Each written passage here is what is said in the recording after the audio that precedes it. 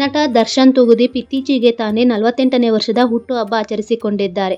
February 16ರಂದು ತಮ್ಮ ಹುಟ್ಟುಹಬ್ಬ ಆಚರಿಸಿಕೊಂಡಿರುವ ನಟ ದರ್ಶನ್ ತೂಗುದೀಪ್ ಅವರ ಬಗ್ಗೆ ಖ್ಯಾತ ಜ್ಯೋತಿಷಿಯೊಬ್ಬರು ಭವಿಷ್ಯ ನುಡಿದಿದ್ದು ಗಮನ ಸೆಳೆಯುತ್ತಿದೆ. ಈ ಮೊದಲು ನಟ ದರ್ಶನ್ ಜೈಲಿನಲ್ಲಿದ್ದಾಗ ಅವರ ಬಿಡುಗಡೆ, ಸಿನಿಮಾ, ವೃತ್ತಿ ಜೀವನದ ಬಗ್ಗೆ ಭವಿಷ್ಯ ನುಡಿಯುವ ಮೂಲಕ ಗಮನ ಸೆಳೆದಿದ್ದರು.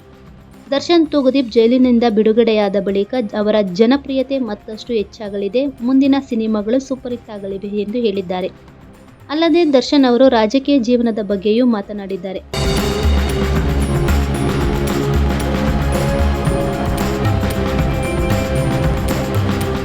ಖ್ಯಾತ ಜ್ಯೋತಿಷಿ ಪ್ರಶಾಂತ್ ಕಿಣಿ ಎನ್ನುವವರು ದರ್ಶನ್ ಅವರ ರಾಜಕೀಯದ ಬಗ್ಗೆ ಭವಿಷ್ಯ ನುಡಿದಿದ್ದಾರೆ.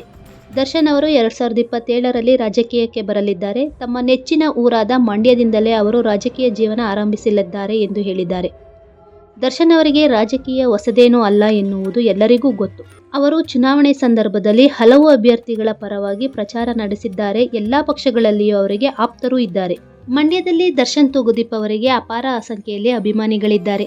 ಸುಮಲತಾ ಅವರು ಲೋಕಸಭಾ ಚುನಾವಣೆಗೆ ಸ್ಪರ್ಧಿಸಿದ್ದಾಗ ನಟ ಯಶ್ ಜೊತೆ ದರ್ಶನ್ ತೂಗುದೀಪ್ ಕೂಡ ಪ್ರಚಾರ ನಡೆಸಿ ಗೆಲುವಿನಲ್ಲಿ ಮಹತ್ವದ ಪಾತ್ರ ವಹಿಸಿದ್ದರು. ಕರ್ನಾಟಕ ವಿಧಾನಸಭಾ ಚುನಾವಣೆಯಲ್ಲಿ ಕೂಡ ದರ್ಶನ್ ಹಲವು ಅಭ್ಯರ್ಥಿಗಳ ಪರ ಪ್ರಚಾರ ನಡೆಸಿದ್ದರು. ಕಾಂಗ್ರೆಸ್ ಸಚಿವ ಜಮೀರ್ ಅಹಮದ್ ಖಾನ್ ಕೂಡ ದರ್ಶನ್ ಅವರಿಗೆ ಆಪ್ತರಾಗಿದ್ದಾರೆ. ಮೇಲುಕೋಟೆ ಶಾಸಕ ದರ್ಶನ್ ಪುಟ್ಟಣ್ಣಯ್ಯ ಪರವಾಗಿ ಕೂಡ ದರ್ಶನ್ ಪ್ರಚಾರ ಮಾಡಿ ಗೆಲುವಿಗೆ ಸಹಕರಿಸಿದ್ದರು. ಕಾಟೇರ ಸಿನಿಮಾದಲ್ಲಿ ಜನನಾಯಕ ಪಾತ್ರದಲ್ಲಿ ಕಾಣಿಸಿಕೊಂಡಿದ್ದ ಅವರನ್ನು ಅಭಿಮಾನಿಗಳು ಮೆಚ್ಚಿಕೊಂಡಿದ್ದರು.